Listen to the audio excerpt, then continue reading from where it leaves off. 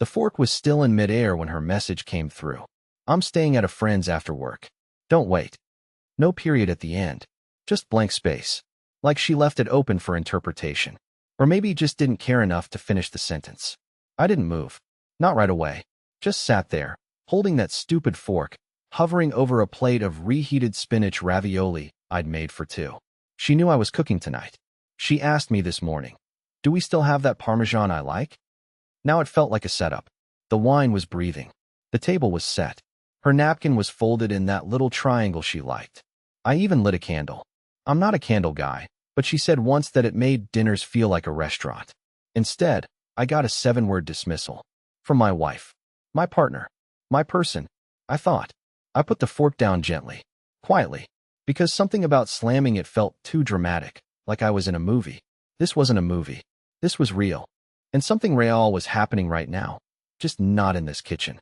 I stared at the message for another full minute. Maybe 2. No follow-up. No clarification. No apology. I typed, deleted, typed again. Finally, I hit send. I hope your boss pays for all that overtime. You'll need it soon. No emoji. No anger. Just truth. Because I wasn't dumb. Not anymore. I'd seen the signs. The extra makeup on off-site days. The sudden love for high heels after a decade of swearing by sneakers. The giggles when she read her phone and tilted it just far enough for me not to see. But I didn't expect her to be this bold. Not yet. Not with me still cooking her dinner like an idiot, seasoning every bite with blind faith. I didn't call her. I didn't beg. I walked to the front closet, pulled down the old DSLR camera she forgot I still had, and opened the memory card on my laptop.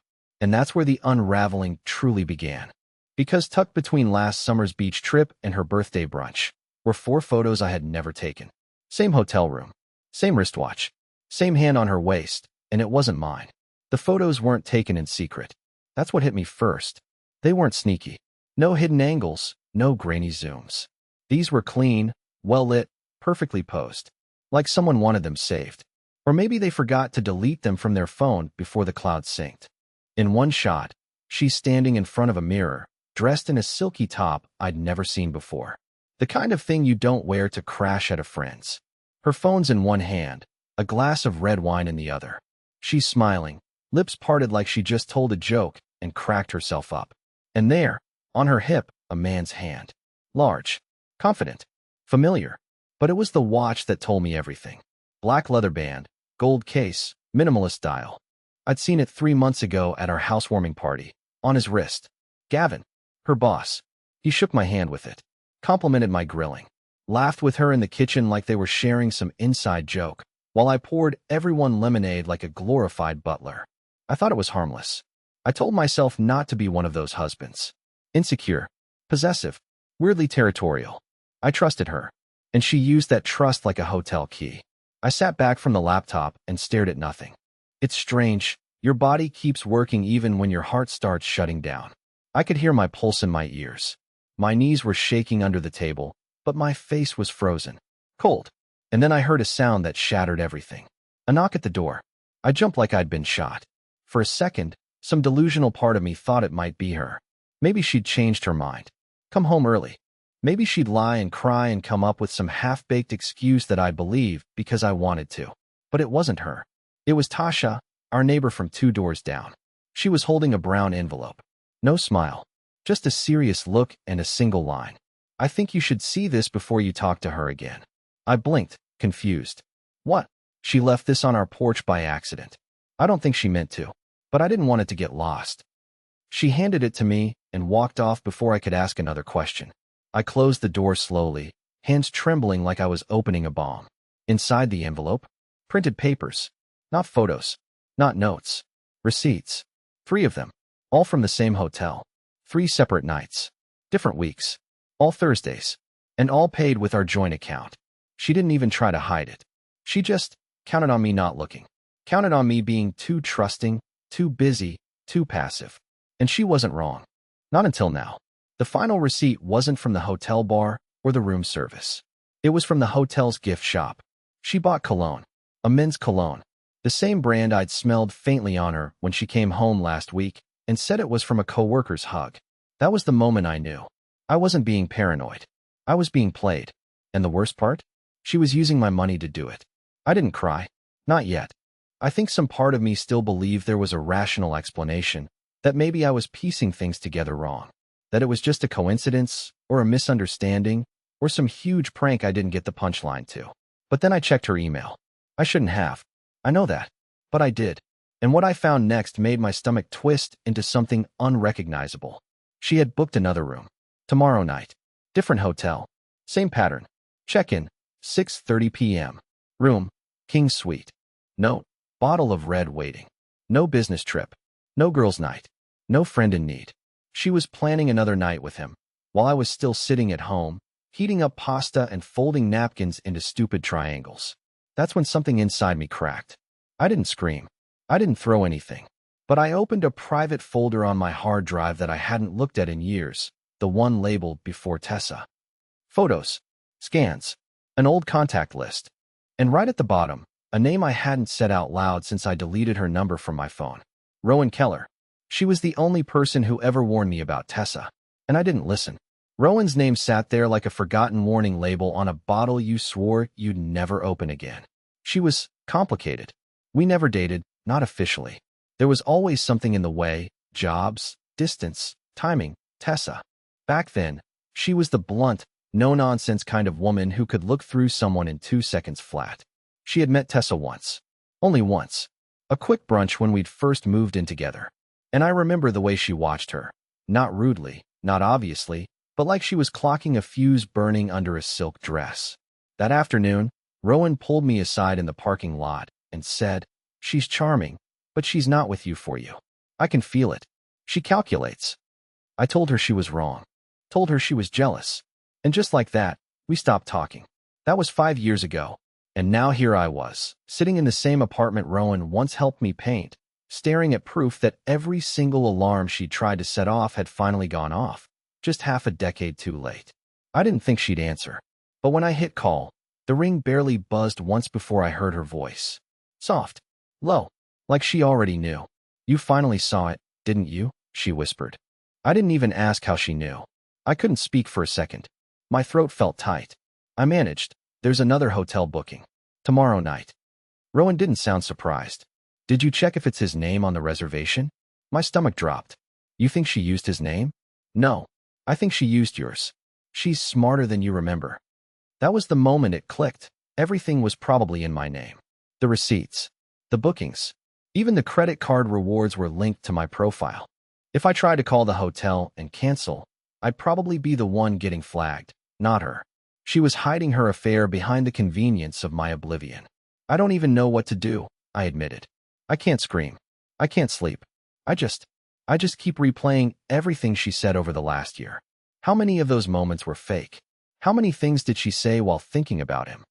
Rowan's voice didn't flinch. "All of them, if she's anything like I think she is. But here's the good news. Women like her get careless when they think they've already won." I sat in silence, absorbing that. She continued, "Don't confront her yet. Let her think you're still stupid. Let her book the room. Let her walk in." "Why?" "Because this time, you should be the one waiting." I didn't answer. I was still too stunned by the fact that someone was finally on my side. Even if it was the woman I pushed away for being too honest. By the time I hung up, I had a plan. Or at least, the start of one. Rowan sent me a file not even 5 minutes later. Hotel layout PDFs, security policies, and links to the site she used to book decoy rooms for work trips. Apparently, she knew a thing or two about staging private confrontations that didn't look like confrontations. She wasn't a lawyer. She was in risk mitigation. Same thing, practically. And the idea? Brutal. Book the suite next door. Record everything. And let her know, when the time is right, that she walked into her own trap. But before I did anything, I needed one more piece of confirmation. One final nail to bury any last doubt. So I waited until she got home the next morning. At 6:11 a.m., the front door creaked open. She thought I was asleep. I wasn't. I heard her tiptoe in, quiet like a thief. She didn't even turn on the light in the hall. Just slid out of her shoes and crept into the bathroom. I didn't get up. I stayed still, breathing, listening. And then I heard it. The sound that undid me more than any photo could have. She was humming. Not sad. Not guilty. Not scared. She was glowing. like a woman who had gotten exactly what she wanted and knew she'd gotten away with it. She didn't check on me, didn't kiss me on the forehead like she used to. She just showered, changed, and left for work like she hadn't just spent the night in another man's arms, with my name on the receipt. But I wasn't angry anymore. Not in the loud way. This wasn't about throwing plates or yelling in kitchens. This was about proving, calmly, silently, and unmistakably, that I saw everything. And soon, so would she. The woman at the front desk didn't even blink when I booked the room. Same hotel chain, different location. Downtown. Classy enough to feel secure, but corporate enough to not ask questions. I used my name, my card, just like she did. It felt poetic, like matching her moves beat for beat, except this time, I was the one holding the script. The suite I chose was directly adjacent to the one she had reserved. I knew because Rowan had shown me how to pull the floor plans, how to request a specific wing under the excuse of quiet for business calls. The staff didn't care. I probably could have asked to be next door to an exorcism, and they would have nodded and handed me my key. I checked in 2 hours before she was scheduled to arrive. I didn't bring much, just a backpack, a laptop, a notebook I hadn't written in since the honeymoon, and a small voice recorder, the kind journalists use. Rowan had overnighted it to me through some network of favors I didn't ask too many questions about. At 6:31 p.m., I heard the door next to mine unlock. Soft click, a pause, then footsteps. Heels, not hers, his. Heavy, slow, confident. The same rhythm I remembered from that night at the party. And then, lighter steps. Hers. Laughter. God, that laugh. It was so familiar, but hearing it through a wall made it sound like it belonged to someone else entirely. I pressed record. At first, it was nothing. Muffled chatting. A wine cork. Music. Low jazz. Probably something she claimed to like just to seem sophisticated. I sat there on the other side, not breathing, pencil gripped so tight my fingers ached. And then I heard it. My name. She said it like a joke. A punchline.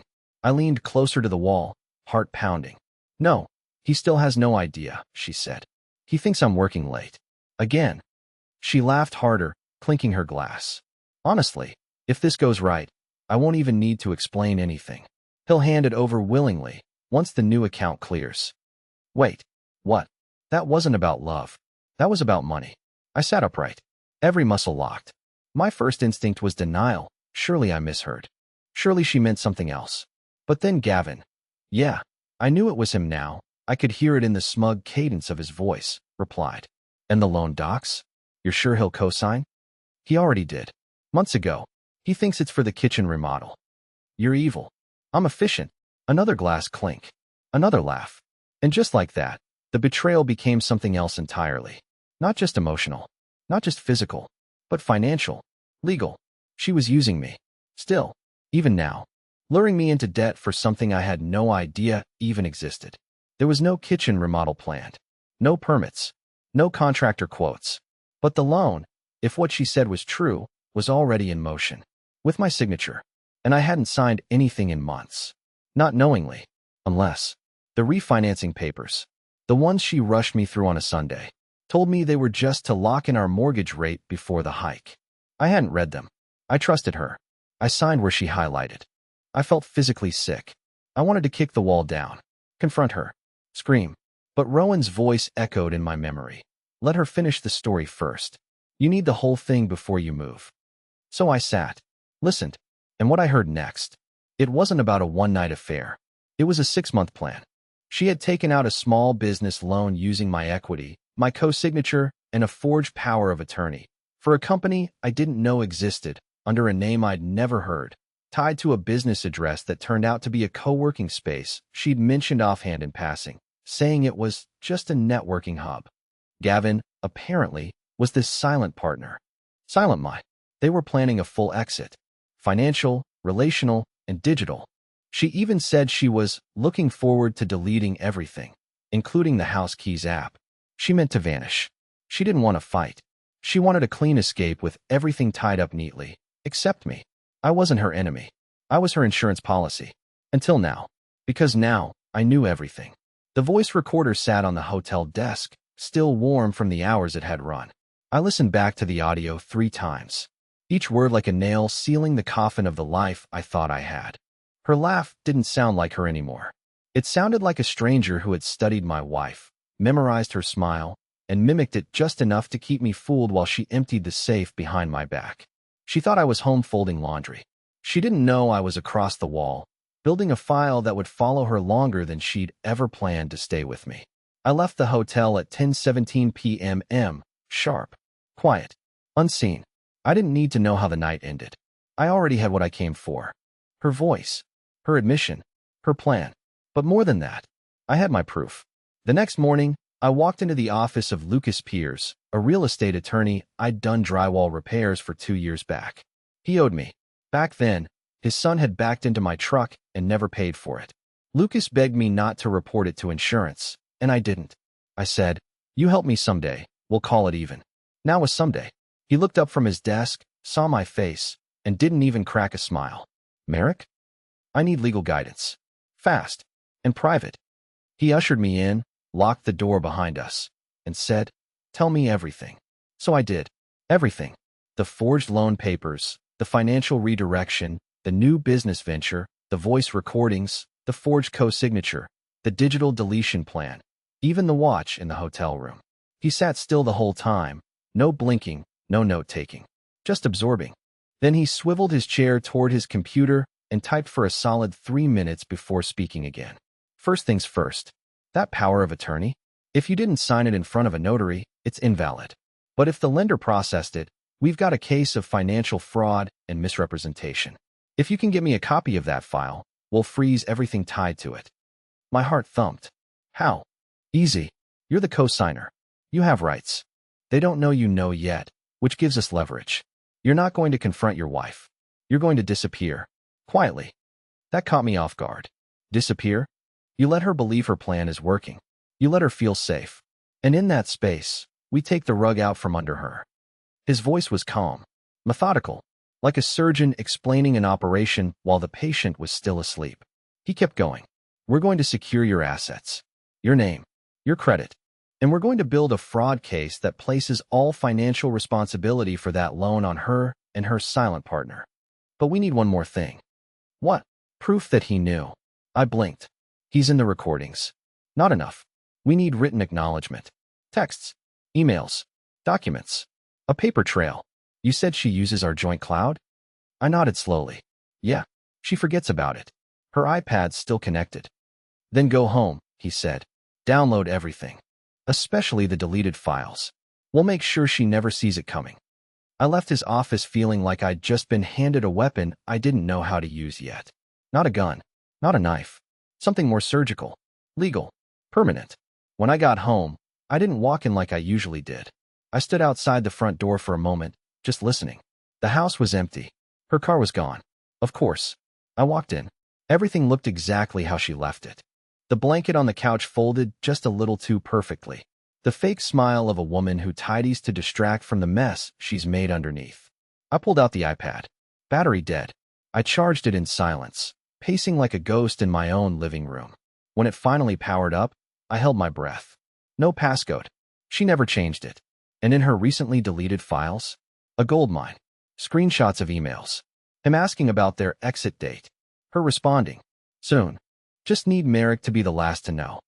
I stared at it. My jaw clenched so tight I felt my teeth hurt. There were drafts of a new lease in both their names. Her resignation letter, typed but not sent. A digital checklist titled, Freedom Plan, with items like, transfer savings, final hotel meetup, tell Merrick it's not working anymore, move boxes while he's at work. She had written it like it was a vacation packing list, like I was luggage to leave behind. But not anymore. I uploaded everything, every file, every screenshot, every recording. I backed it up to a drive she couldn't access, gave Lucas remote access, and then I did something she never expected. I packed a single bag, took my passport, turned off my phone, and left. No warning, no note, nothing to chase. Let her look around in a few days and realize I wasn't in her story anymore, and that everything she thought she stole had already been repossessed by the man she thought was too soft to ever fight back. I used to think the worst thing someone could do was fall out of love with you. Turns out, the worst thing is pretending to still love you, while secretly building a life that erases you, one forged signature at a time. When I left the hotel that night with her voice on the recorder, I didn't feel powerful. I didn't feel clever. I felt used. Like a name she needed to borrow just long enough to open a bank account, or sign off on a lease, or anchor a fake future she had no intention of including me in. And the more I thought about it, the more I realized this wasn't impulsive cheating. This wasn't a lapse in judgment. This was a long-game extraction. I was never her forever. I was her funding. The next morning, I didn't go to work. I sat in the car, engine running, hands gripping the wheel like I might crush it. I stared out at the grocery store across the street and realized I couldn't even remember the last time she'd come shopping with me, or asked about what I ate, or what I liked. I had become something she managed, like a subscription she forgot to cancel. But not anymore. I drove straight to Lucas Pierce's office. Real estate attorney. Not a divorce lawyer, not a cop, but someone who knew contracts, asset protections, and how to quietly dismantle someone's exit plan without them noticing until it was already over. 2 years ago, his son sideswiped my truck and begged me not to report it. Lucas promised to return the favor someday. I hadn't planned on calling it in, but here we were. He took one look at my face and skipped the pleasantries. Tell me everything. So I did. The hotel recordings, the fake business deal, the forged co-signature, the screenshots from her iPad, the resignation letter she drafted but hadn't sent yet. I laid it all out like evidence in a courtroom. He didn't interrupt, just listened and typed, fast and clinical. When I finished, I waited. And Lucas leaned back, laced his fingers, and said words I didn't expect. You have enough here for civil fraud. Possibly criminal, if we find the right documents. But you need to act before she does. Right now, she still thinks you're in the dark. That part stuck with me. She thought I was still clueless. Still playing the role of the obedient, unambitious husband who would sign anything just to keep the peace. But now, I had the opportunity to ruin her timeline. Not by confrontation, not by screaming, but by precision. Lucas pulled up a blank file and began drafting a motion to freeze the loan account. If it's tied to your name, we can file an emergency motion to flag it as disputed. The lender won't want the legal mess. But we need her power of attorney paperwork. She said I signed it. I told him. I didn't. Then she either faked it or got a notary to lie. Either way, we push hard. But Merrick, he looked me dead in the eyes. You need to walk away from the house. Today, leave nothing. Take only what she won't notice is gone. Why? Because she's building an escape. But she thinks you're stationary. Predictable. Let her walk into a version of reality that no longer exists. That idea terrified me and excited me in the same breath. I nodded. He handed me a flash drive. Put everything you've got on here. Screenshots, recordings, cloud backups, texts.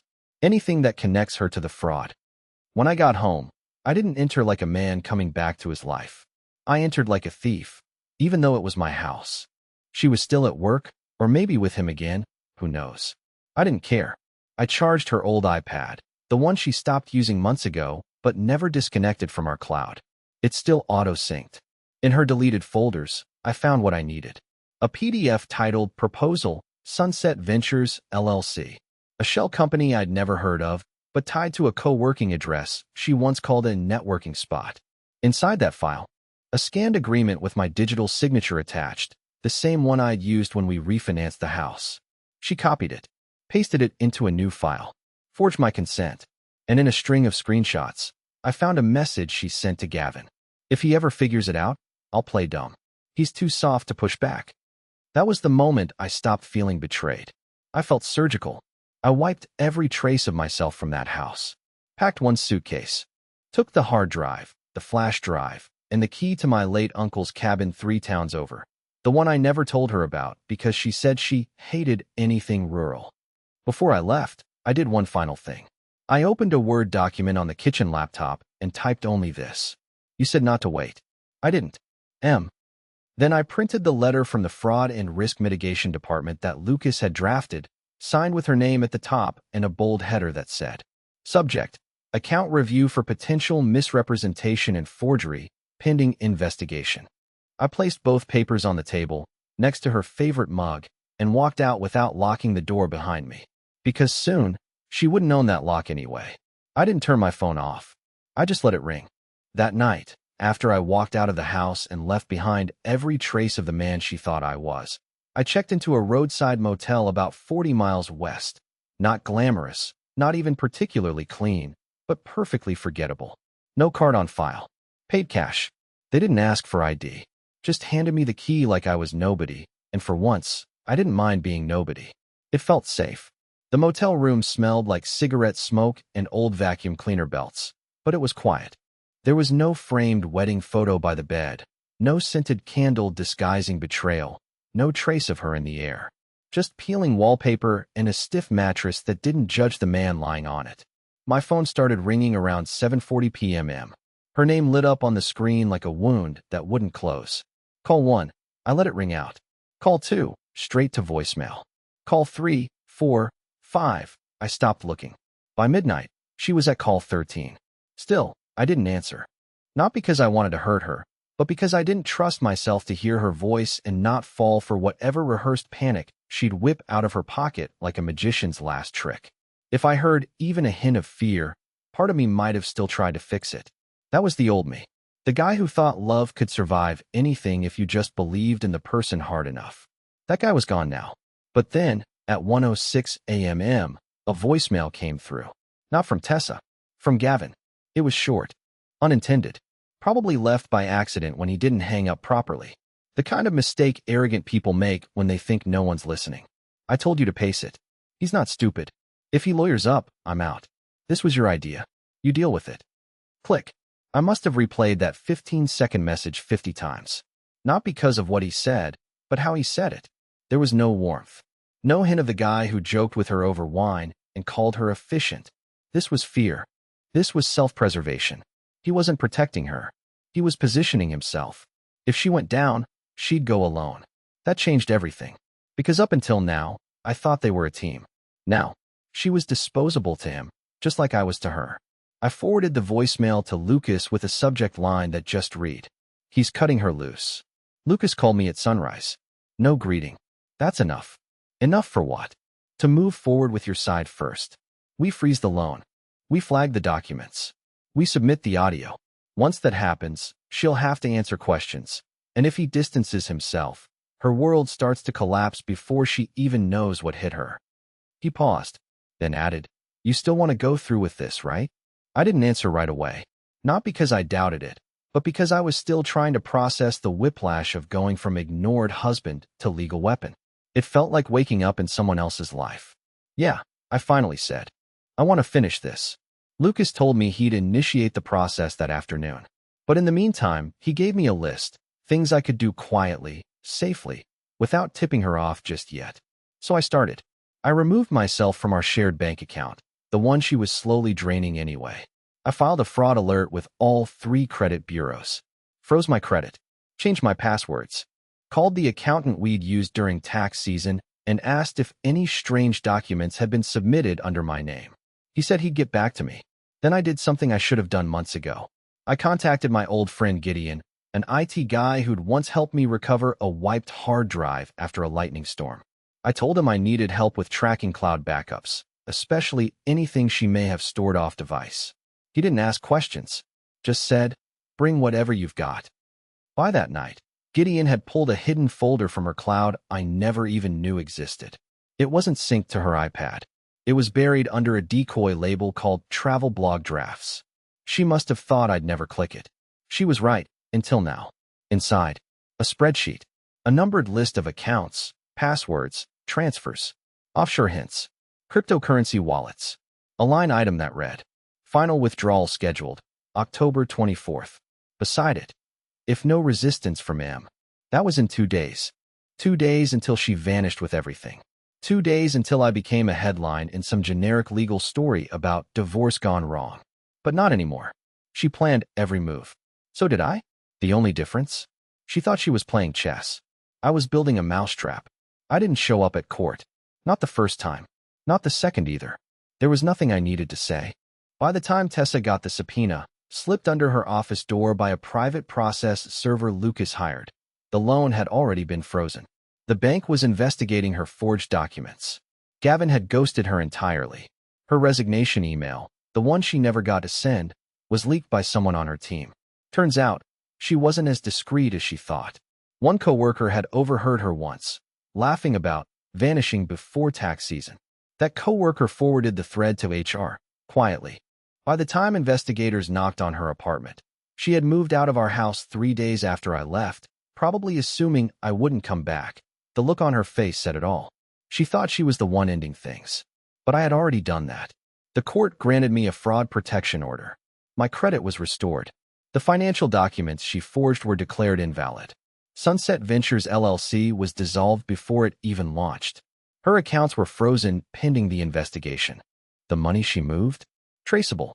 Lucas called it a bloodless win. No slander, no shouting, no courtroom drama.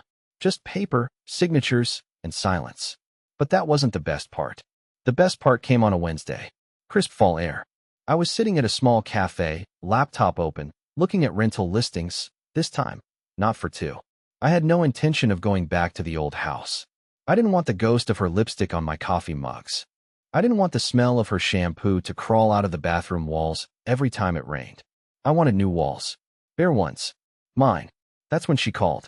Tessa. I stared at the screen. I didn't answer. Just watched her name fade as the phone rang out. A minute later, a text. You win. I get it. Can we talk, though? Not about the money. Just talk. Another minute. Then another. I know I don't deserve anything. But I'm not okay. I didn't reply. Not to be cruel. Not out of revenge. Just because I didn't need anything from her anymore. She made her plans in the dark. I made mine in the light. She built an exit. I built a beginning. The next day, I signed the lease on a small home outside the city. Quiet street. Big trees. A fixer-upper that didn't mind my flaws. I planted new herbs on the windowsill. Basil, rosemary, a little thyme. The same kind I used to cook with when I thought dinner could still save us. Now, I cook for myself. I play the same music. I like candles, not for romance, but because I like how they flicker. I'm not healed. Not completely. But I'm not broken anymore. I left the version of me who begged for attention, who folded napkins into triangles, who said yes when he meant maybe, who stayed quiet so she could shine louder. He's gone now. The new me? He doesn't chase texts. He doesn't ignore his gut. He doesn't wait for someone to come home who already left. Tessa taught me one thing. You can't always stop people from leaving, but you can stop them from taking everything with them when they go. And now, I sleep with the doors unlocked, because there's nothing left to steal.